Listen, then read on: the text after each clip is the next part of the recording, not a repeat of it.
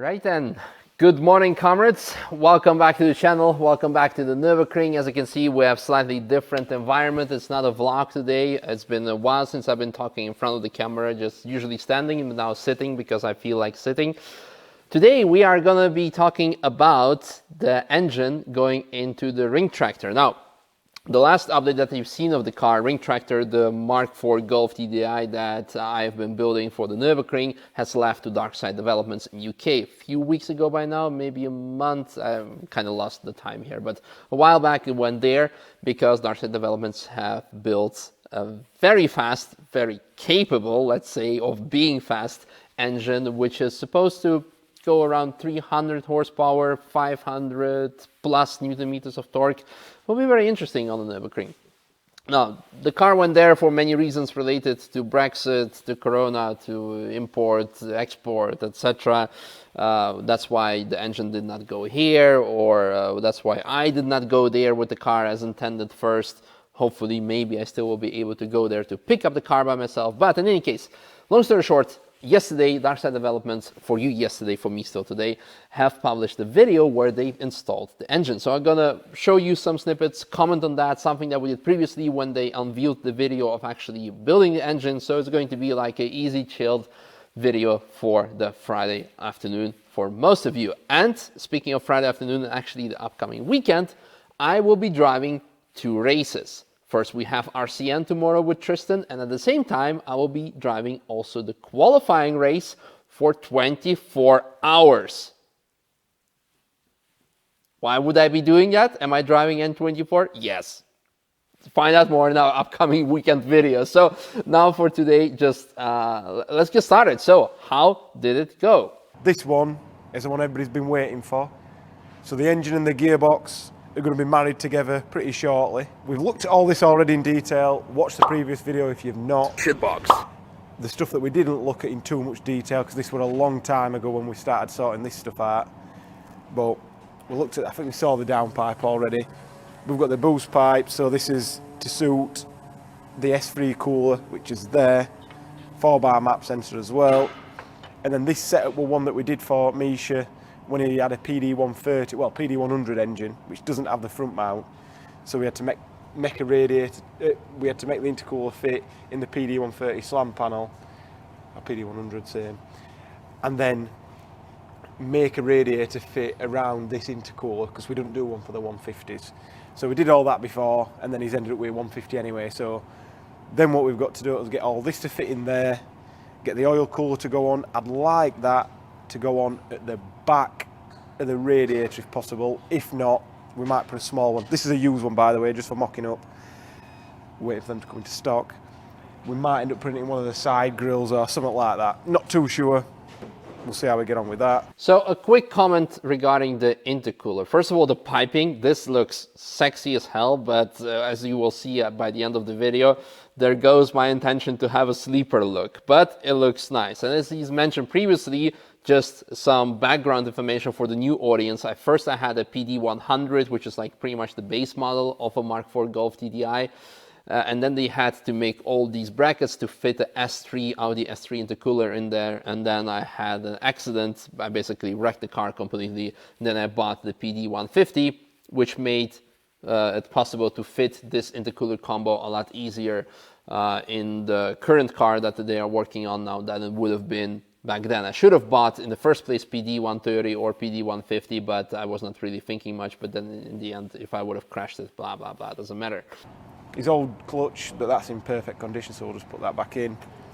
74-degree thermostat, that should work pretty good. For some reason on both cars, on the PD100 and PD150 current, the thermostat was dead. So I think this is one of the weakest links on the Mark IV Golf on TDI engines. In case you're thinking of buying a Mark IV Golf, get a thermostat, or in this case, the 74-degree thermostat, especially for hot summer days, summer nights. Okay, let's watch on the video. All this is going to get thrown in. We'll try and catalog it along the way. And if we see any problems with the car as we're taking it to bits, we'll look at them as well. So fingers crossed it all goes to plan.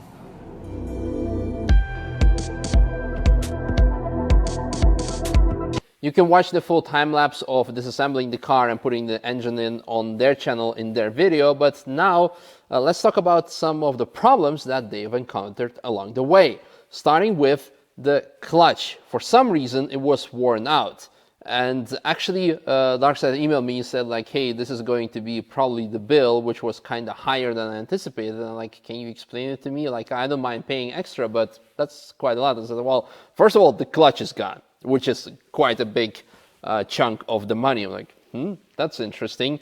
Now, the reason behind it, why I would think, hopefully I did not burn the clutch, and this is something that they say something, it was like more mechanical issue behind it, not the operational issue. Maybe it had to do with the accident. So when the car got crashed, because it had like a big smash through the wheel actually rammed the brake disc.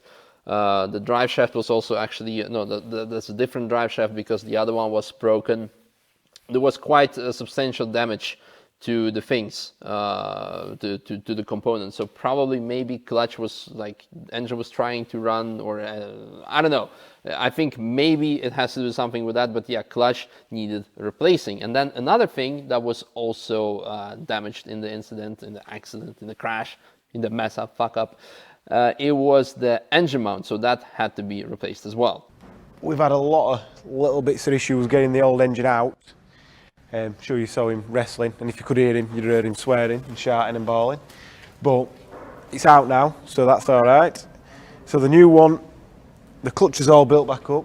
We ended up putting a new clutch disc and pressure plate in, which it's not done a lot of miles, but looking at this wear, something's got in that, because I don't normally wear like that.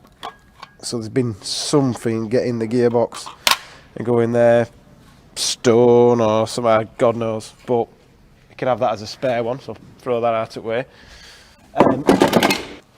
What else was damaged? The engine mount from his old car. Don't know if you can see how bent that is here. And that's obviously had some hammer. So we put a new one of them on instead. That's a Vibratechnics, which is, they're hiding away here. So we've still got the bushes to put in here and change the ends for the ones that Misha bought and a few other bits. So there's plenty still to do. One of the jobs we were going to do was the dry shaft, rebuild the dry shafts with some GK Motorsport race grease, which always works for us, stops turning to oil and horrible stuff. So we're going to rebuild the dry shafts with just some new grease, because usually CVs are pretty good if they've been looked after. But as with this car, you can't really see. Maybe you can hear it. Yeah, that's better. They've got rotational plane Jubilee clips holding them on. So they all wanted new boots anyway. But out of all these, the only one joint that's really any good as this one, and it's leaking grease anyway. So we're going to knock the CVs off, and we'll put some new ones on and put the new grease in. But that's adding a bit of extra work to it. And I don't know if Danny were going to cut all that out or not, but Owen just brought what we normally fit to like standard cars, and they're not good enough quality. So it's going to be a bit more expensive, but we're going to do it properly, because drive shaft braking when you're on track costs more than doing them properly in first place. I actually wanted to get reinforced drive shafts. I know like you have the Driveshaft shop, which is a company specializing in like carbon fiber or like carbon fiber prop shafts or reinforced drive shafts. Maybe some others are there, because I think I will be needing those probably more often to replace with all the extra torque that will be thrown at them. I don't know, but I guess time will tell. So the gearbox, I didn't talk about this last time, but the oil that we're going to put in is going to be this rock oil. That's a dirty one, get the clean one.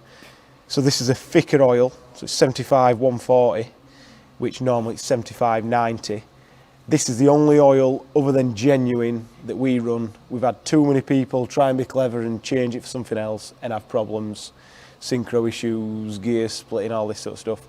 And this week being thicker, it'll take a little bit more punishment when you're constantly going round and round. Track cars are probably worse than race cars for damaging gearboxes. We've never broke a gearbox, stripped fourth gear in a race, but we have done on track days. It's usually near to the end of the day when it's just got hotter and hotter and hotter, and the gearbox oil will be like water, and then that's when you have problems. So we'll use that stuff and that should be fine.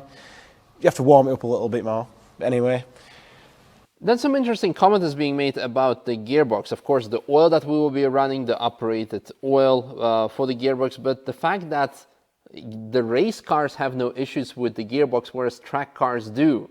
I don't think it has to do something with the track, I would say the way the track cars are built. Obviously, maybe because they're being run longer, because on the track day you can run for 8 hours straight if you as a driver can do it.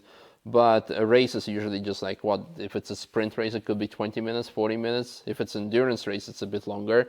But yeah, I was first thinking that maybe it was the comparison related to drag racing cars, but in this case, it's definitely race/track cars. So that's an interesting thing. I would like to know more about it. And then they proceed with putting the engine in, and the first shot you see actually already the engine being in the car, and says GoPro was not turned on when the engine went in. Always the GoPro issues, but in my case, the SD card just doesn't want to record, and here, well, the GoPro was not turned on. Yeah. We're probably, what we've done now, a day and a half into taking this out and putting it back together. It's probably going to be at least another full day before it's at least to the point of starting it, I'd have thought. We'll see.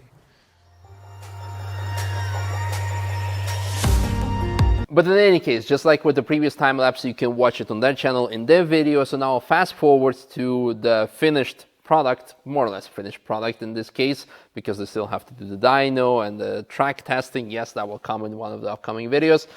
Yeah, it took them 3.5 days to install the engine. It's been a lot of time. I think there's probably 3.5 days in this now, something like that, maybe a little bit more. Just everything we touch doesn't seem to fit. Just these little bits of stuff wrong with the card, and then everything that we fit in is all aftermarket bits that all need their own little bit of persuasion to get them to go on.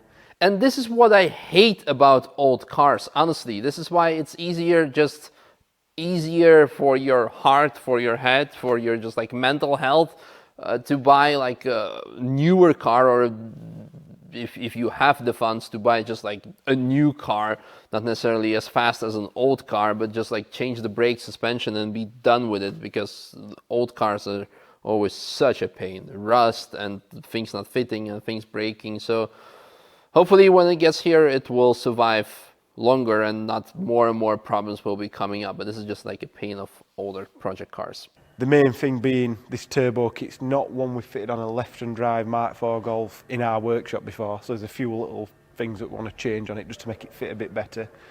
Same with the tip pipe, you've got a little bit less room here for all this stuff, so we're going to tweak that slightly and make that fit.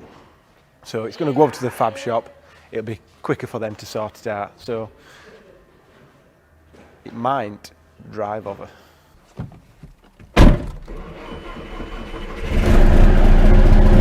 It's alive!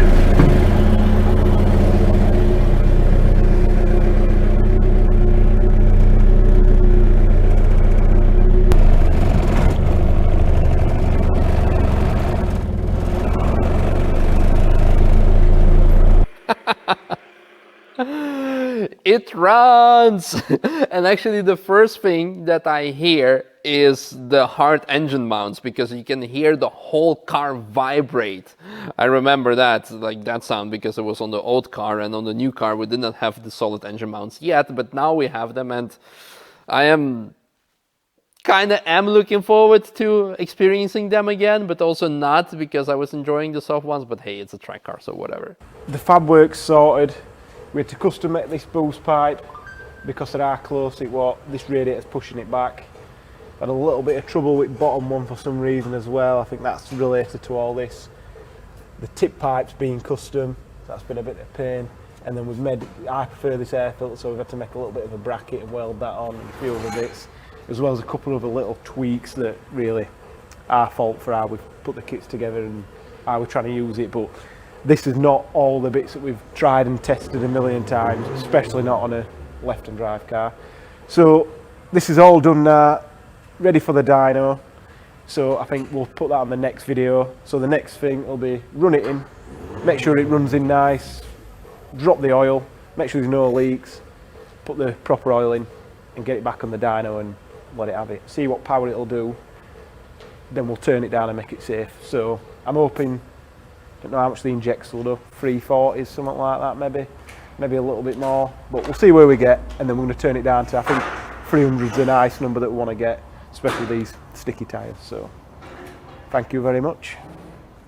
I do have to admit, this looks really sexy. I don't know what I like more, like clean engine base, sleeper engine base, or modified. This is kind of bit of in between, because you do see the piping and also the red piping and the shiny piping, and it's like, this is not a sleeper, but it's very neat and tidy. So I do appreciate all the extra work that the guys have put into it to make it all fit, to make it look nicely. And I think I will be enjoying it a lot. But more importantly is to find out what horsepower the engine is making. And this is something that we will see later this week. I already know it. It's impressive. I'm very happy with it, but there's more than just horsepower alone. It's the way that it's being delivered, and there will be like, I can tell you that Darkside Developments have put lots and lots of thought process behind it, and they are constantly going an extra mile. Because I can tell you that the car, I'll give you just a teaser right now for those who made it to the end of this video. The car will stay there longer, or actually was supposed to be back, but it's actually staying longer because they told me the car is good, you can have it, you'll be happy, but we want you to be absolutely blown away by it, so we would like to make some extra changes. And I said, well, yeah, sure, I don't have any rush with it, so please go ahead. And this is something that I really appreciate from the service perspective. But you will find out all the details in one of the upcoming videos, which will be published first on their channel, and then I'll make something similar like that. So thank you very much for watching. I hope you guys enjoyed this update from my side, the comments from my side. Looking forward to, obviously, to drive the car, but until then, I'm looking forward to be driving the race cars this upcoming weekend. Tomorrow and the day after, because Saturday and Sunday both are race days in this case, so stay tuned to find out more what is happening and the N24 plans. Excited. Thanks for watching. Bye bye. There's, by the way, also a very exclusive special video coming in for the members of this channel, but enough teasing.